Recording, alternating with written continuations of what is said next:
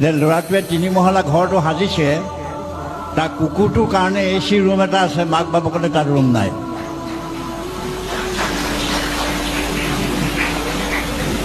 আৰু মাক বাপেকক কেনেকৈ ৰাস্তাত মেলি থৈ অহা, মাক বাপেকক গছত মেলি গছৰ গুৰিত এৰি থৈ অহা, বৃদ্ধ আৱাসত কেনেকৈ থৈ অহা, এই কথাখিনি কৈছে।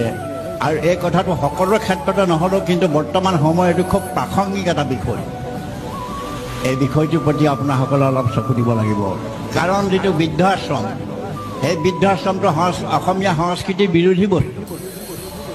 অসমীয়া সংস্কৃতিত কি আছে যে পিতৃ মাতৃ যেতিয়া অসমৰ্থ হয়, পুত্ৰই তেওঁলোকক পালন কৰিব লাগে।